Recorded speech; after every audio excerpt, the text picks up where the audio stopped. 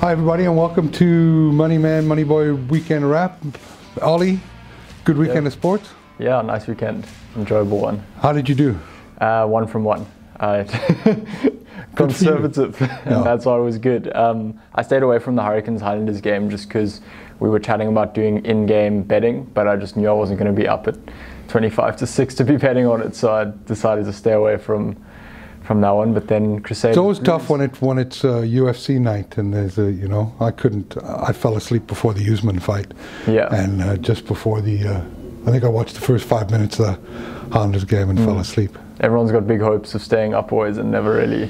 My kids do it all the time. Every night they're going to stay up till 3 in the morning, and in fairness, they do most nights, so that makes me a bad dad. But a good better. Yeah, but a good better, which is what people care about here, I imagine.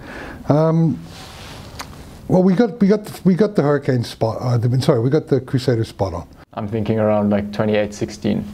Okay, so both calling it. Yeah. Crusaders to win comfortably. My handicap said 9.3, the bookie said 7.5. 9.3 on 7.5 is about a 27% variation, which to me means that I get involved. Yeah. And they won double digits, 11 points, and going away. Yeah, we called the nature of the game as well, sort of on 60 minutes, Crusaders to find an extra gear. But I mean, the Blues we're giving them a run for it. Yeah, everybody. All these New Zealand games have all been a run for it. You know, you got to remember, even the Highlanders, who lost by 20 to the Crusaders, were only up by 6 points with 5 minutes to go. So all these games have been close, and the scoreboard actually flattered the Crusaders. Yeah, you know, as it did against the Highlanders. For sure.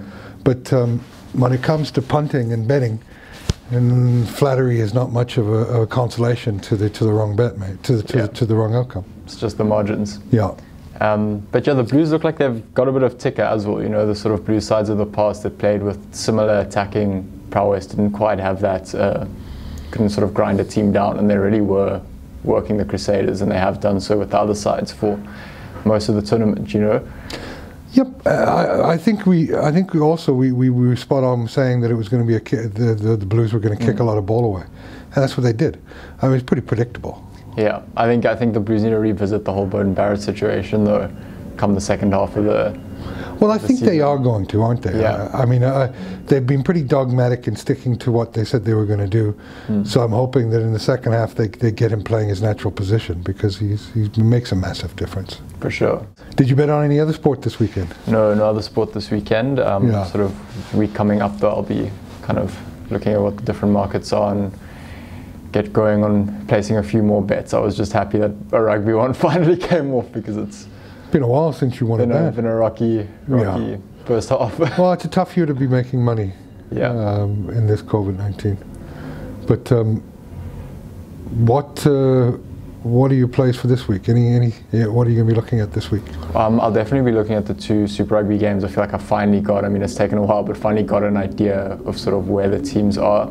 The Crusaders have a bye again this weekend. And I don't think more than a try separates the other side, so I'll just be checking what the handicaps are sort of towards the weekend. But then for the late game, definitely doing in-game bets. Definitely be looking at those. I'll see what time the second game is. If it's 20-6 in the morning again, I'll probably just look at an outright or stay away from it. And then just checking the soccer leagues this week, kind of monitor that over the course of the week. Yeah, absolutely. And yourself? Today's the day I do my handicapping, so on the Super Rugby I'll look and see before I won't even look at what the bookies are doing. Yeah. So I'll do my own handicapping, and that's where I see if there's any value. If I'm in a big discrepancy with the bookies for no discernible reason, that's where I usually try and bet bigger. Any amount over 1,000 for me it means that it's a pretty likely outcome that it's going to happen. I think I'm 12 out of 14 in picks for rugby this year, which is great. Yeah, fantastic. In an incredibly tough year.